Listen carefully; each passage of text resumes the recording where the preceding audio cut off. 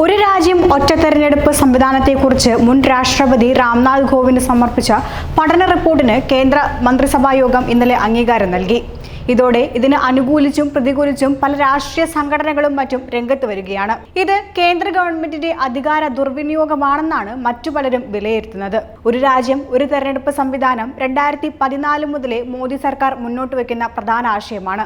ലോക്സഭാ തെരഞ്ഞെടുപ്പ് സമയത്തും ഈ ആശയം തന്നെയാണ് BJP ഉയർത്തിക്കാട്ടിയിരുന്നത്. ആശയത്തെ പിന്തുണയ്ക്കുമെന്ന് ജനതാദൾ യു ദേശീയ വർക്കിംഗ് പ്രസിഡന്റും രാജ്യസഭാ MP-യുമായ സഞ്ജയ് ജായും ഇതിനോടകം വ്യക്തമാക്കി കഴിഞ്ഞു. എന്നാൽ ഇതിനെ എതിർത്തുകൊണ്ട് പ്രമുഖർ എത്തുന്നുണ്ട്. ഇതിനെക്കുറിച്ച് മുഖ്യമന്ത്രിയുടെ പ്രതികരണം ഇങ്ങനെ: ഇന്ത്യയിലെ ഫെഡറൽ വ്യവസ്ഥയെ നിർവീര്യമാക്കി കേന്ദ്ര സർക്കാരിന് സർവാധികാരം നൽകാനുള്ള ഒളിപ്പിച്ചുവെച്ച അജണ്ടയാണ് ഒരു രാജ്യം ഒരു തെരഞ്ഞെടുപ്പ് എന്ന നിലപാടിന് പിന്നിൽ. ലോക്സഭാ തെരഞ്ഞെടുപ്പിലേറ്റ തിരിച്ചടിക്ക് ശേഷവും പാഠം പഠിക്കാൻ BJP തയ്യാറായിട്ടില്ല എന്ന് വേണം ഇതിലൂടെ മനസ്സിലാക്കാൻ. ഈ സർക്കാരിന്റെ കാലത്ത് തന്നെ ഒറ്റ തെരഞ്ഞെടുപ്പ് പദ്ധതി നടപ്പിലാക്കുമെന്ന് ഇക്കഴിഞ്ഞ ദിവസം കേന്ദ്ര ആഭ്യന്തരമന്ത്രി അമിത് ഷാ പ്രഖ്യാപിച്ചതിന് പിന്നാലെയാണ് രാംനാഥ് കോവിന്ദ് കമ്മിറ്റിയുടെ റിപ്പോർട്ടിന് കേന്ദ്ര മന്ത്രിസഭ അംഗീകാരം നൽകിയത്. ഇന്ത്യയിലെ തെരഞ്ഞെടുപ്പ് രാഷ്ട്രീയത്തെ പ്രസിഡൻഷ്യൽ രീതിയിലേക്ക് കൊണ്ടുപോകുന്നതിനുള്ള ഗൂഢശ്രമമാണ് സംഘപരിവാർ നടത്തുന്നത്. ഇന്ത്യൻ പാർലമെന്ററി ജനാധിപത്യത്തിന്റെ വൈവിധ്യ സ്വഭാവത്തെ തച്ചുതകർക്കാനായാണ് ഒറ്റ തെരഞ്ഞെടുപ്പ് മുദ്രാവാക്യം ആസൂത്രണം ചെയ്തിരിക്കുന്നത്. ഓരോ സംസ്ഥാനങ്ങളിലും വ്യത്യസ്തമായ സാഹചര്യങ്ങളും പശ്ചാത്തലവുമാണ്. അത് പരിഗണിക്കാതെയും സംസ്ഥാനങ്ങളിൽ ഉരുത്തിരിയുന്ന രാഷ്ട്രീയ പ്രശ്നങ്ങളെ കണക്കിലെടുക്കാതെയും യാന്ത്രികമായി തെരഞ്ഞെടുപ്പ് നടത്തുന്നതും അതല്ലെങ്കിൽ ജനവിധി അട്ടിമറിച്ച് കേന്ദ്രഭരണം അടിച്ചേൽപ്പിക്കുന്നതും ജനാധിപത്യത്തെ തകർക്കും.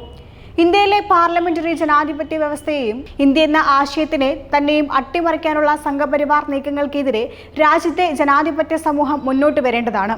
ഈ ഒരു ആശയത്തെ പൂർണ്ണമായും എതിർക്കുകയാണ് മുഖ്യമന്ത്രി പിണറായി വിജയൻ. ഇതിലൂടെ നമുക്ക് മനസ്സിലാക്കാൻ സാധിക്കും.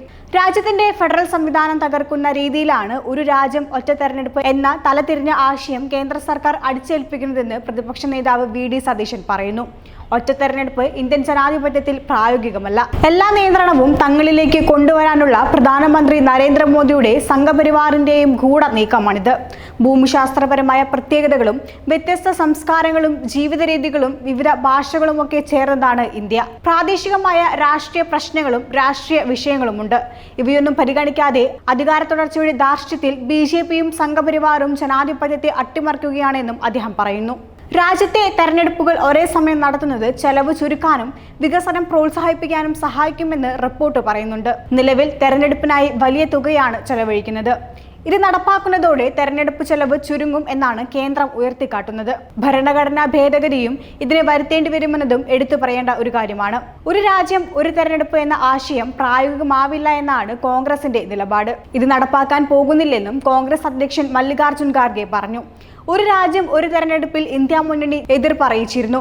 ഒരു രാജ്യം ഒരു തെരഞ്ഞെടുപ്പ് നടപ്പാക്കാൻ പറ്റാത്ത പദ്ധതിയാണെന്ന് തൃണമൂൽ കോൺഗ്രസിന്റെ അഭിപ്രായം. 4 സംസ്ഥാനങ്ങളിലെ നിയമസഭാ തെരഞ്ഞെടുപ്പ് ഒരുമിച്ച് നടപ്പാക്കാൻ കഴിയാത്തവരാണ് ഇതിനെപ്പറ്റി സംസാരിക്കുന്നതെന്നും പുതിയതായി രൂപീകരിച്ച സർക്കാരുകളെ അസ്ഥിരപ്പെടുത്താനാണ് കേന്ദ്ര സർക്കാർ നീക്കമെന്നുമാണ് TMC ആരോപണം.